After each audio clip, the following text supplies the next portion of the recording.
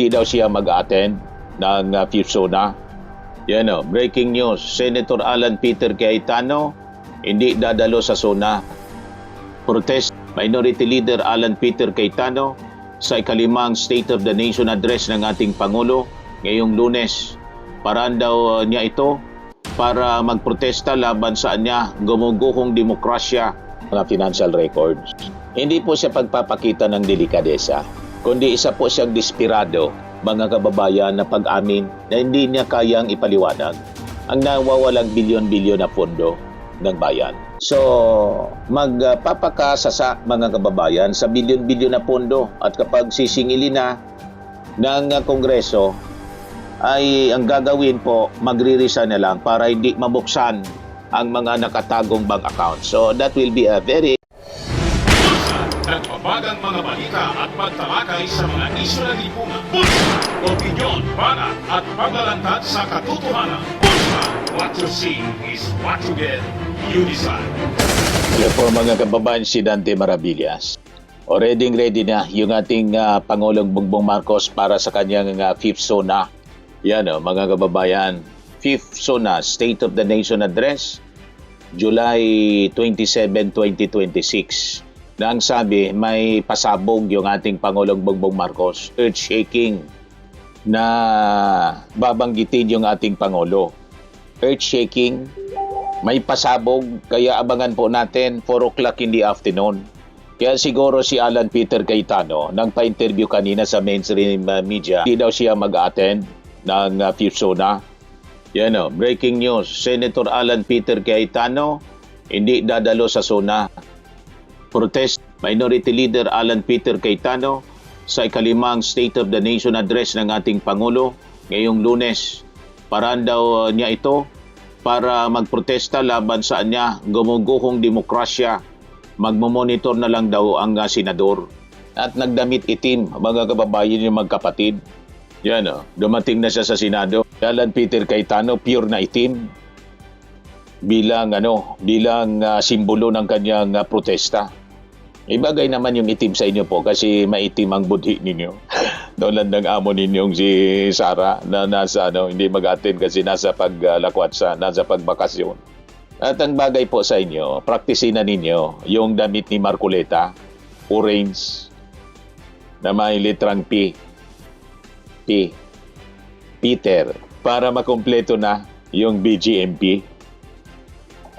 Bong Revilla, Jinggoy, Marcoleta, Peter, BGMP. Kaya siguro niya Mr. Maravillas hindi mag-attend kasi baka mabanggit yung Taguig saka yung Caldero. Siyempre, mga kababayan, maglalabas ng progress report, magre-report yung ating Pangulo doon sa issue ng flood control kasi yun na inaabangan. Yung SONA niya, yung resulta na ng SONA na maya naman kayo, and afterwards yung investigasyon. Yung ini-expect mga kababayan ng mga tao, madadagdagan pa. Yung mga tinatawag na big fish, mga kababayan, may mga nakulong ng mga big fish. Pero may mga nakalalaya pa. Di ba? Hindi pa nakakasuhan pero nasa case build-up doon sa mga big personalities. Ngayon, biglang pumutok yung issue sa Caldero at saka yung sa Taguig.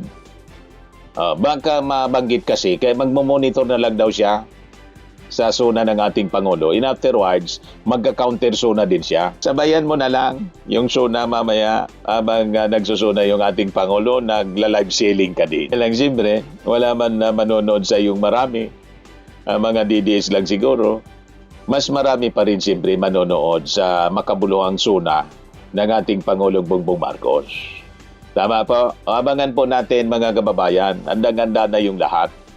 Na ang sabi, yung SONA ng ating Pangulo, mas simple daw yung style lang. Yung SONA. Marcoses to embrace simpler SONA style. Sabi po dito sa report ng Manila Times. At ang sabi ni Yossi Castro, mga 1.5 hours siguro yung haba ng magiging speech ng ating Pangulong Bongbong. Ngayon, ang pag-uusapan natin ngayon, siyempre, yung sa impeachment pa rin. Kasi si Sara, mga kababayan, ay nandun sa sa Europe na sa pagbakasyon abang after nitong SONA, diretso na uli yung sa impeachment. At sabi ni Sara, hindi siya magre-resign kasi that is, betrayal daw yung pag-resign niya in case. Ang betrayal po, yung ginawa ninyo na pagbabanta sa ating Pangulo at saka yung paglustay, yung ang betrayal o public trust. Pero kung kayo mag-resign, ang ibig sabihin niyan, ayaw na ninyong harapin yung inyong betrayal. Pero sabi ninyo, hindi kayo magre-resign. Anyway, mag-resign kayo, hindi mag-resign, tuloy ang impeachment. Di ba? Tuloy ang impeachment trial, mga kababayan. So, ang tanong ngayon, magkakatakas ba? Can Sara escape impeachment and accountability by resigning, mga kababayan, before her financial records are made public? Yan ang tanong ngayon ng marami sa ating mga mamamayang Pilipino. So ang pag-resign, mga kababayan, sa pwesto, possible pag-resign kung maisipan ni Sara kasi puro baliktad ang sinasabi niyan. Pag sinabing bloodbath, walang bloodbath. So malamang pag sinabi niya hindi siya magre-resign, magre-resign. Sa pwesto ay pinagkanggasgas na mga kababayan ito na estilo ng pagtakas kapag nahuli na sa akto in case siya po mag-resign before na mabuksan yung financial records. Hindi po siya pagpapakita ng delikadesa, kundi isa po siyang desperado, mga kababayan, na pag-amin na hindi niya kayang ipaliwanag ang nawawalang bilyon-bilyon na pondo ng bayan. So kailangan siyang tuluyang litisin. Anyway, yun naman po yung promise ng prosecution na yung ilalaban nila. Kasi yung prayer nila, mga kababayan, is not only removal, kundi perpetual disqualification from holding any public office, mga kababayan. So kailangan siyang tuluyang litisin, kundinahin at abang buhay na ma-disqualify po sa gobyerno. So sa tanong na kung pwede niyang takasan, ang direktang sagot, hindi po niya pwedeng takasan ang pananagutan po sa batas sa pamamagitan ng pag-resign at obligasyon ng impeachment court na tapusin po yung trial. So ang pag-resign, possible na pag-resign niya in case, pag-alis lang sa posisyon, hindi ito kapatawaran o absolute pardon sa krimen, mga kababayan. Kung ang isang empleyado po sa bangko ay nagnakaw ng pera at biglang nag-resign, hindi naman po ibig sabihin noon ay libre na siya at hindi na pwedeng makulong o i-blacklist sa ibang kumpanya. So, di ba, mga kababayan? Hindi pwedeng ganon. Ganon din po sa gobyerno. So, ano ang batayan nito sa batas, mga kababayan? Sa ilalim ng ating konstitusyon at ng batas sa korupsyon, yung plunder at saka graft, ang pananagutan po ng isang opisyal ay nakatali sa oras kung kailan niya ginawa ang krimen. Hindi kung kailan siya umalis sa pwesto. So, ang tanging pwedeng mawala, mga kababayan, sa pag-resign ay ang pampolitikang proseso ng pagpapatalsik o yung removal. Pero ang parusang habambuhay na disqualification sa gobyerno at ang kriminal na pananagutan tulad ng pagkakulong ay mananatili at pwede pa rin, mga kababayan, na ituloy ng Kongreso at ng Korte. Ngayon, ano yung mga argumento dito? May dalawang panig na legal na argumento, mga kababayan, dito. Ang depensa ng kampo ng Duterte, ang palusot ng mga takot, mga kababayan, sa katotohanan, ang linyahan nila ay napakasimple. Umalis na niya ako sa pwesto, kaya wala na kayong pwedeng gawin sa akin. So ginawa nilang panakipbutas ang batas para palabasin na kapag nag-resign ang Vice Presidente, automatikong tapos na ang usapan at burado na ang kanyang mga kasalanan. So gagamitin nila, mga kababayan, na dahilan ang mga lumang kaso sa kasaysayan para sabihing wala nang kapangyarihan ng Kongreso na ituloy ang paglilitis dahil wala na silang patatalsikin sa pwesto. So ito po yung napakarupok na argumento. Kung papayagan po ng batas ang ganitong estilo, magiging mabisang formula ito para sa lahat ng mga magnanakaw po sa gobyerno. So, magpapakasasa mga kababayan sa bilyon-bilyon na pondo at kapag sisingilin na ng Kongreso, ay ang gagawin po, magre-resign na lang para hindi mabuksan ang mga nakatagong bank account. So, that will be a very bad precedent po na dapat hindi pa intulutan po natin. Hindi pa intulutan ng impeachment court. Ang batas kasi po mga kababayan ay ginawa para protektahan ang kaban ng ating bayan. Hindi para magsilbing ligtas na daanan ng mga umiiwas po sa pananagutan. So umaasa sila sa lumang interpretasyon na ang impeachment ay para lamang mapatalsik sa pwesto yung impeachable official o removal lang po.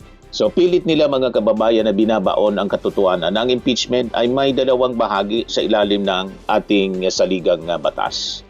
Ang pagtanggal sa posisyon at ang habang buhay na disqualification na makaupo pang muli sa anumang posisyon sa gobyerno. So dito tayo sa hustisya mga kababayan ng prosekusyon at ng taong bayan at bakit dapat tapusin ng Senado ang paglilitis kay Sara Duterte. Hindi pwedeng gawin na exit pass ang isang resignation letter in case na maisipan po kasi sinasabi ni Sara hindi daw siya magre-resign.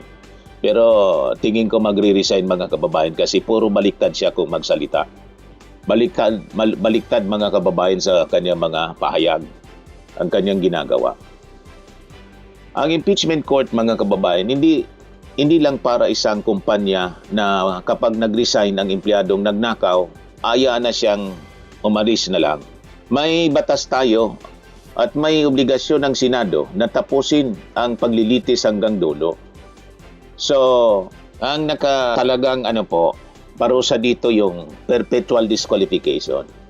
Ang sinisiguro mga kababayan na hindi na niya muling maluloko ang mga botante sa 2028 o sa mga susunod pang eleksyon.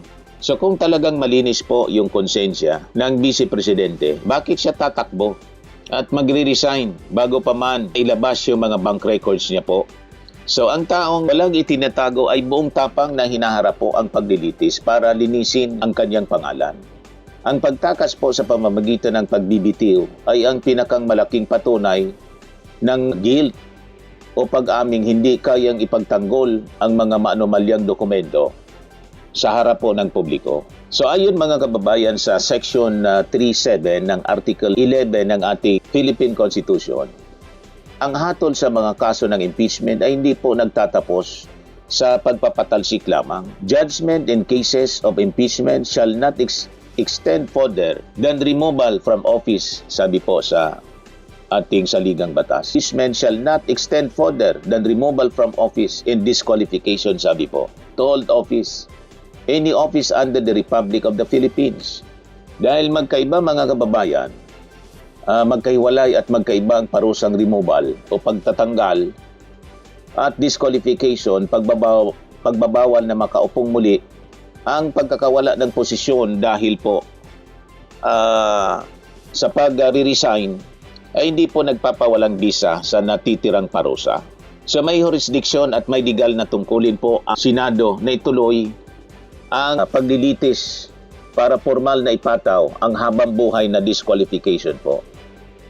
Bukod dito, kapag naging sibilyan na siya, automatiko siyang mawawala ng immunity. Kaya mas madali siyang makasuhan po ng plunder sa ilalim po ng Republic Act 7080 at paglabag po sa Anti-Graft in Corrupt Practices Act sa ilalim ng Office of the Ombudsman kung saan kulungan ang kanyang hahantungan.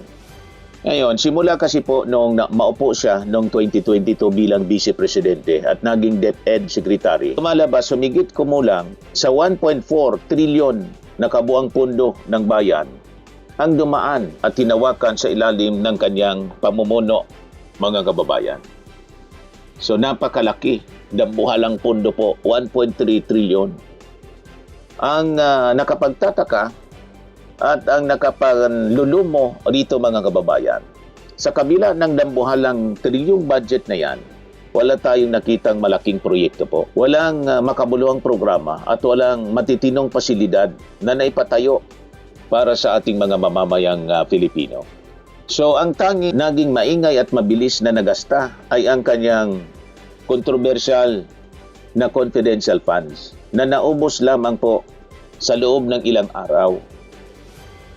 So ang mga peking pangalan ng mga nakatanggap umano ng ayuda, mga resibong walang pirma, hindi imbento ng kalaban mga kababayan. Ito ay mga opisyal na dokumentong pilit niyang tinatakasan ngayon sa impeachment trial. So ano yung logic ng ebidensyang ito mga kababayan?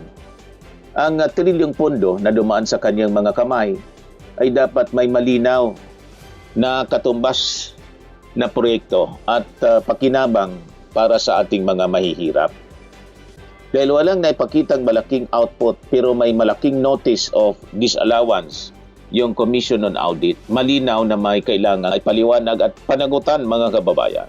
So ang mga dokumentong ito ay hindi mawawala o mabubura dahil lang sa posibleng pag-resign ni Sara Duterte. Hindi man ito matapos sa impeachment court, ang mga resibong ito mga kababayan, ang magsisilbing matatag na pako na magbabaon sa kanya sa korte. So ang hindi may paliwanag mga kababayan na paggamit niya ng dambuhalang pondo ng bayan nang walang lehitimong liquidation at ang paggasta ng labas sa itinakda ng batas, malinaw po siya na culpable violation of the Constitution at saka betrayal of public trust, mga mabibigat na kasalanang hindi napapatawad o nabubura mga kababayan ng pag-resign o pag-alis sa pwesto. So, isipin na lang natin po ito. Habang ang mga magulang ay nagkandara pa mga kababayan sa pagtatrabaho para may pambaon ang kanilang mga anak. At habang ang mga guro natin ay nagtitiis naman sa kakarampot na sahod sa loob ng mainit na sila at kulang-kulang pa na mga silid-aralan. Ito naman po si Sara Duterte ay prenting humahawak ng 1.4 trilyon na pondo ng bayan. So sa kabila mga kababayan ng napakalaking perang yon, iniwan niyang lugmok at walang pagbabago ang sistema ng ating edukasyon.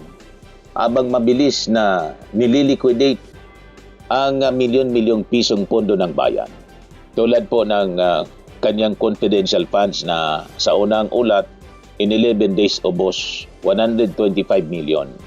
So ngayon, oras na para magpaliwanag kung saan napunta ang pera mga kababayan ng mahihirap. Ang isasagot niya naman sa taong bayan ay ang pagre-resign at pag-iwas po sa paglilitis. So payag kayo po sa ganon, mga kababayan na estelo.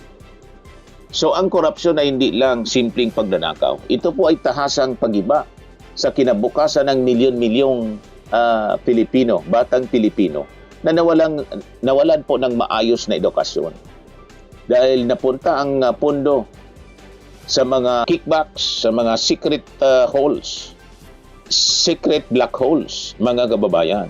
So ang isang leader mga kababayan na binigyan ng makasaysayang trilyong budget na pondo ng bayan pero walang naitulong sa ating bansa.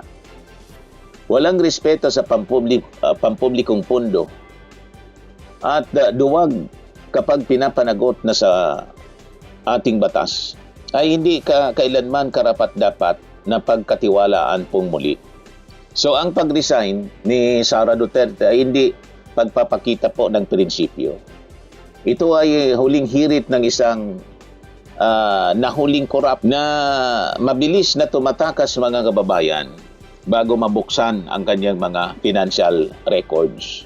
Matapos na magwaldas at humawak ng 1.4 trillion nang walang pakinabang ang masa, hindi siya karapat-dapat mga kababayan sa gobyerno.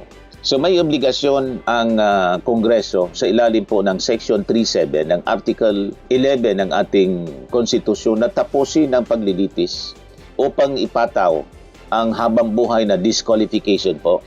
Matiyak na siya mapapanagot, possibly makulong at hindi na muling makapagtakbo upang sirain at pagnakawan ang kinabukasan ng Pilipinas. Yun mga kababayan ang dapat. Importante po yung accountability at importante po na matapos itong impeachment trial at mapanagot ang dapat na managot. Ganun lang po yon. Swimming and lifting cream, pinapahid po sa mga pulses in affected area. Mainam po sa paninigas ng mga kaso-kasuan. Ito naman po, Automax Radiant Serum. Sa mukha naman yung application, anti-aging po siya. You will look 10 years younger than your age. Sa mga cancer patients naman po, baka lang gusto ninyo itong itry. Neng siya red mixed fruit drink. Hindi mo po siya gamot, food supplement siya. Kaya lang, gawa siya mga kababayan sa goji berry. Yung goji berry, may anti-cancer properties. O ngayon, yung mga inquiries ninyo, dumiritso na lang kayo sa aming messenger sa Facebook para masagot namin agad. Ayos pa? Ayos na ayos niya, Mr. Maravilla. Sa mga nagana po ng malinis and spacious fitness gym, pumunta lang po kayo sa aming Colossal Fitness Gym. May Grab ka rental din po kami. But anyway, ito po pala yung aming bagong product na binibenta online. I am worldwide amazing pure organic barley powdered drink mix from Australia. Negosyo to ng aking anak na architect entrepreneur Riz Maravillas. Ayan po. Kontakin na lang po ninyo siya, Riz Maravillas on Facebook. Ang mga health benefits niya, boost immunity, improves digestion, enhance energy levels, packed with antioxidants, prevent cancer. Ito naman po yung bago naming product na binibenta online. Eye Glow Serum, whitening po siya. Tingnan ninyo yung epekto sa aking anak na architect before and now. Yung mga inquiries po ninyo, dumiretso na lang kayo sa kanyang Facebook account, Riz Maravillas.